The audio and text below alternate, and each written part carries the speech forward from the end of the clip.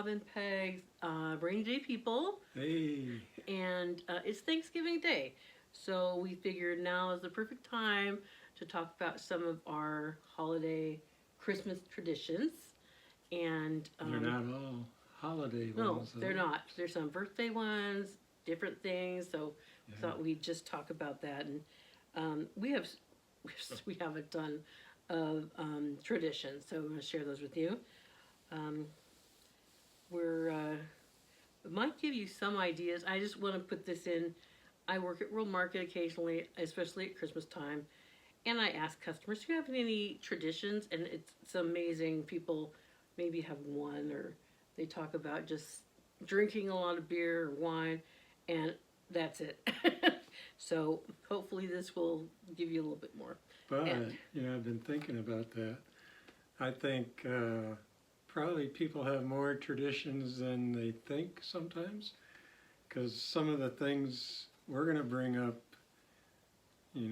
some of them are going to be kind of silly and they're only important to us. You probably have things like that, but when you think traditions, you think big things, and we've got a lot of little things that you're going to think are sillier than heck, and but they're a tradition for our family, right? yeah. Yep. So, okay. So yeah, why don't you start us off then? Alrighty. Well, number one, we have a tradition of reading in our family. That's not really unusual to a lot of families. But we love to read, but we also love to read aloud. And I should say Peggy does. I enjoy listening aloud. Does that make sense? But Well, Peggy, listening awake. Peggy, we almost always, Peggy's almost always at any given day, we're going through a book and Peggy is reading it aloud to her and I. We'll do it before we go to bed. We do it on our trips, laying in our van, or sometimes sitting out in our campsite and and just riding in the van. Sometimes yeah, I'll read it, and it just kind of helps time pass a little bit better. yeah. But it's really fun. I don't enjoy reading aloud because my voice gets tired and so maybe I'm just lazy. But I enjoy hearing Peggy. She's really good. She gets a lot of inflections in her voice and the different characters. So that's a lot of fun. Our second tradition we want to share with you is, and we don't do this all the time, and none of these, very few of them we do all the time. Like this one, it's probably been a year or two since we've done this, but on long trips, especially in our vehicles, we would read Mad Libs. Mad Libs, you have to fill in nouns and adjectives and verbs and things like that. And it's actually an educational tool for little kids, but and for big kids like me who are terrible at English.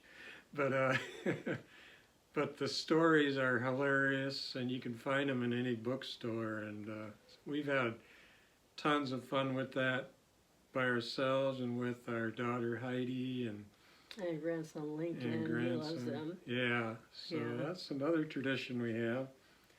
And then here's one, and I told you some of these are going to be, maybe you won't even think of them as a tradition, but our son-in-law Travis, he's good at everything he does, but he's not a chef, but he could be. He could be a gourmet chef, he's that good. And he makes Travie burgers. His name's Travis, so I think Heidi's the one who came up with Travie burgers. And they're delicious, and it's just a tradition that every now and then he'll make us some. Yeah. So. Okay, Peggy, Okay. number 4. Let me see. Okay, on Christmas Eve. Christmas Eve is a big one. It's whoever's the youngest kid gets to sit on Dad's lap, and if you don't, if there's not a dad, you know, mom, whatever, and we read the night before Christmas, and we have this. I don't know where the book is right now, but we have this old book of the night before Christmas, and It's it was 50, 60 years yeah, it was the one my dad read to us kids. I'm the youngest of four, and so since I was the youngest, you know, I got to sit on his lap most years. But that's something, and we also read the story from Luke of the. Actually, there's if you read one verse every day before Christmas, it is 24 verses, I guess, and so you get the whole, you know, Christ's birth story. We like to make sugar cookies, and my daughter, you know, I used to be the baker, but she took over as the better baker. She makes sugar cookies. She makes chocolate filled bonbons, shortbread, like English shortbread, cookies. I mean, there's dip things. And I've got one that's a no cook cookie recipe where you have to make it like a fudge thing, and put in some oatmeal, and you leave it set. They're fantastic. We have made homemade Christmas ornaments. I'll just grab a couple while you talk. You know, when you're small in school, they almost always let you make ornaments to take home for your parents. Our daughter Heidi made this long time ago. And here's, I think this was a card, right? It was. Yeah. These were our cards. You can show that one and talk about it. This was, it's put down. It was reduced down for this in our. We have a book, several volumes of a book called Christmas Chronicles, and it starts from 1980 to where we are now, and what it has is illustrations of the ornaments that we have. This one says, got broke in the great tree toppling of '05. That was our cat did that. Rob was in the Boy Scouts for 28 years, and so I got him a Boy Scout ornament. We keep all of our Christmas cards. This one is not colorful. Usually they are, but that was one we did.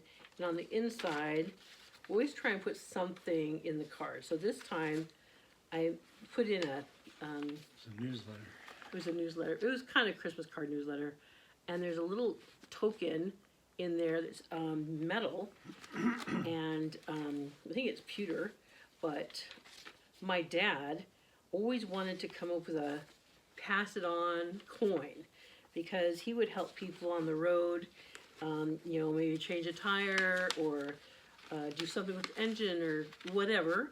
And he said, you know, and they said, oh, what can I pay you? And he'd always say, you don't pay, you don't owe me anything, just try and do something nice for somebody else, pass it on. And he always talked about having to pass it on coin, and I found a bunch of these pewter ornaments. That was a stocking, there was a star, there were different ones, and anyway, so that was what we did that year. And Peggy is the artist. I had nothing to do with this. So. But we started out, I have to show you this one, because this was our very first book, and we had to reduce all of our Christmas cards down 65% because we couldn't put them in full size. And this was a card our daughter Heidi designed, and we all painted. So it was just done like on a copy machine. And this one says, it has Rob up here on the front, happy holidays. Yeah, you can see that. and Heidi made it into have our dog Ginger. I think that's Bonnie, Or Belle, which was Belle, and Velvet. Me and Bob, and Rob, and our cat, one of our cats, and Heidi. So it was really fun. Anyway, that was a long time ago. I'd have to look at the date, but Probably for the last 30, 35 years, Peggy and Heidi have we've had homemade Christmas cards because of Peggy and Heidi. yeah, People really look forward to getting them too. yeah. Last year I did something way, way elaborate, and I'm not doing that ever again. But it was very time consuming. It was like a what do you call it? Seeks, I Spy. It was like an I Spy thing, and I didn't ask anybody else to find a certain thing, but you could look in there and say, oh, there's an ornament. Oh, look at that. That's a gold coin or whatever. This was, I can't read it. It's not forward, but it's the Christmas Chronicles, and anyway, all these things are in there, and that's what started. Now we have 4 volumes. We're working on our 4th volume for this year. But Heidi, our daughter, well, I was just showing that one little ornament. Anyway, the little ornament that was this little cute, it had been fold out, so it was like the 3 of us and 4 animals. So, you know, we had 8 flip-flop things, and we had a fish, and so there was 9. And we just cut it out, and we put it on 11 by 17 and put them long, and that was really a fun adventure to do, and that one I did most of it. And just want to say it's not a tradition, but Heidi, I don't know, 10, 15 years ago, we've got 20, 30 of these cards that they made through the years. Heidi surprised us with in a beautiful little case that she lined. She had all of our old cards, like this one and others. She got a picture of them and put them on some wood Also wood. made ornaments out of them. Yeah.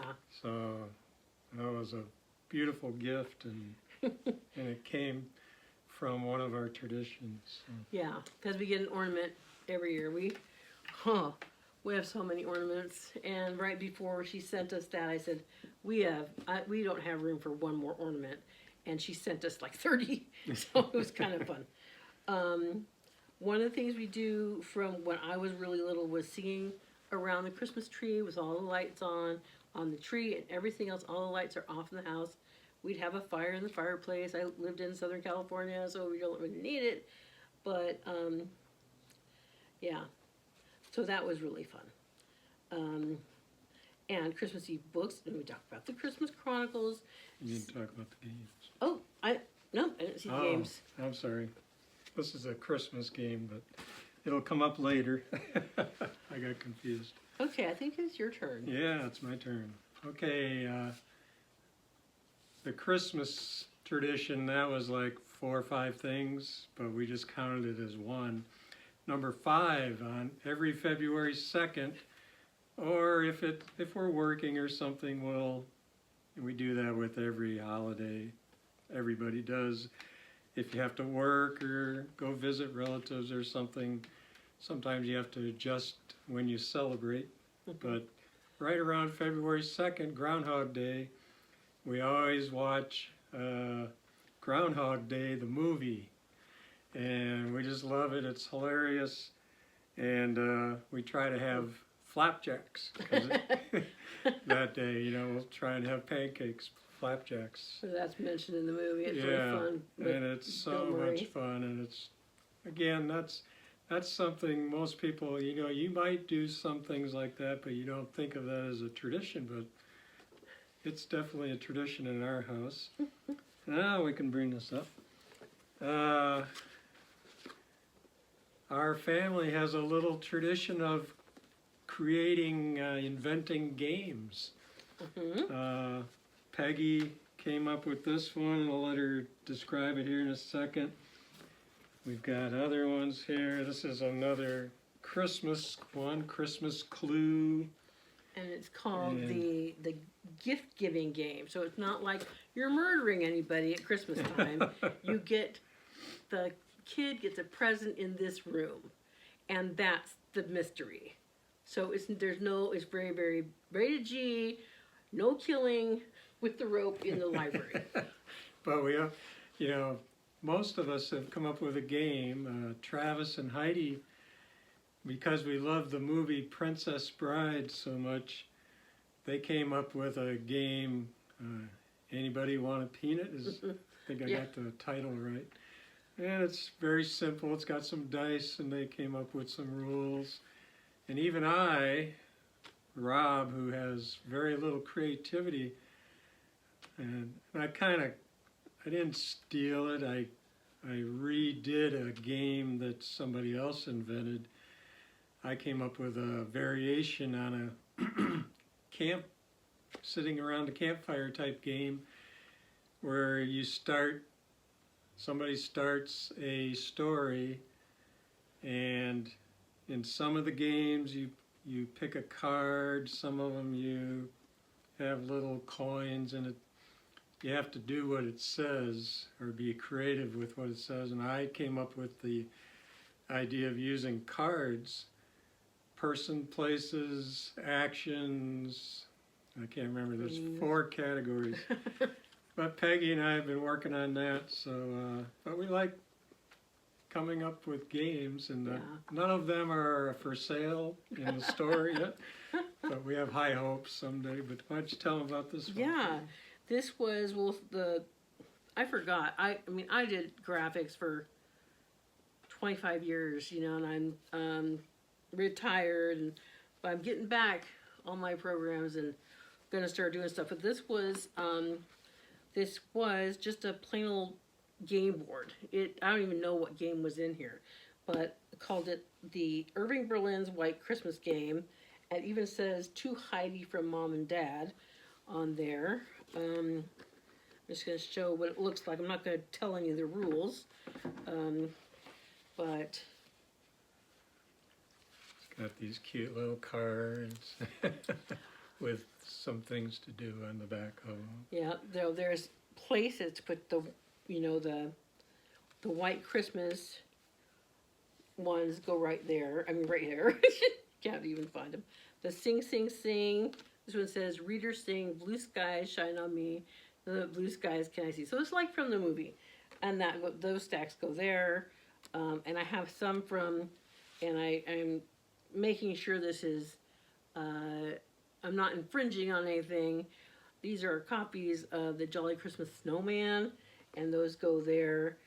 Anyway, and there's home. You start home, Florida, New York, and there's the steps that you go around.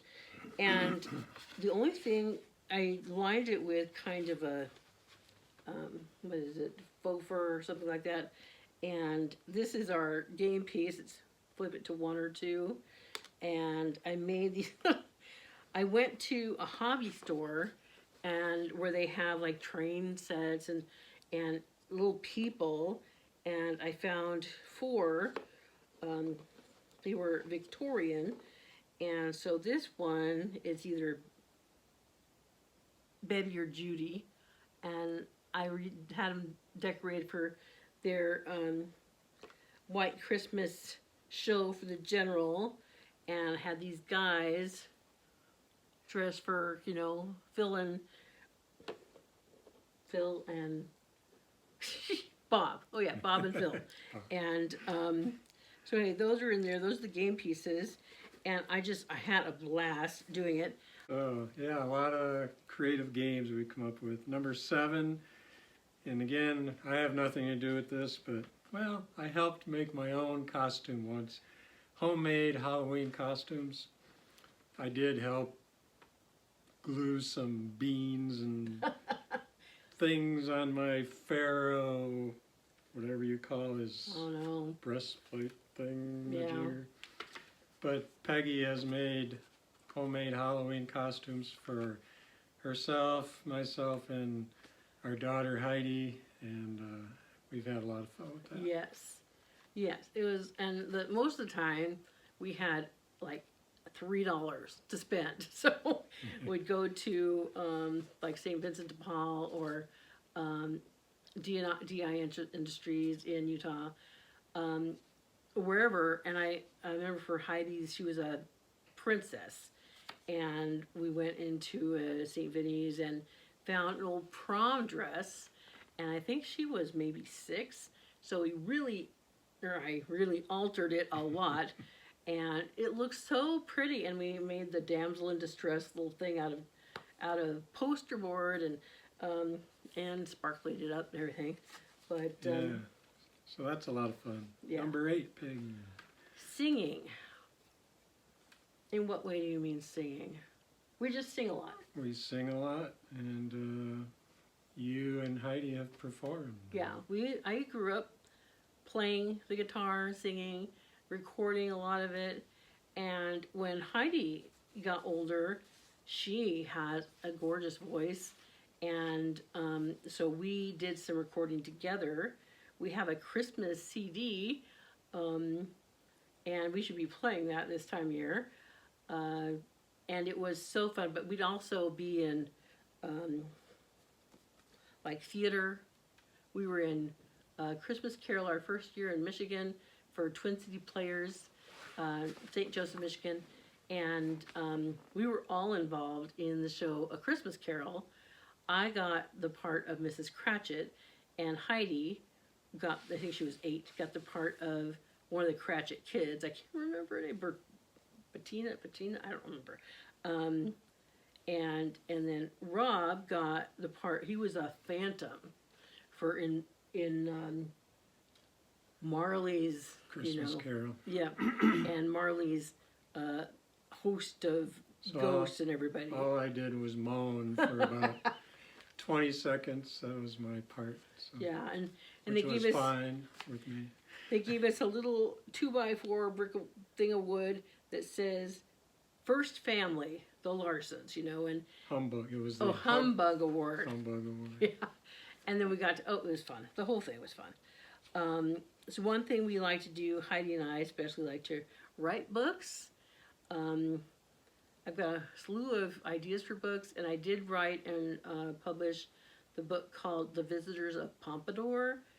And one thing that was a tradition from, I think my dad started it. I don't think, anyway, when it rained, when I lived in California, and it was thundering and everything, my dad would get out a big kettle and put a little oil in the bottom and the popcorn there, and he'd have a lid and he'd shake it over our gas fire, and it made the popcorn. What was I saying?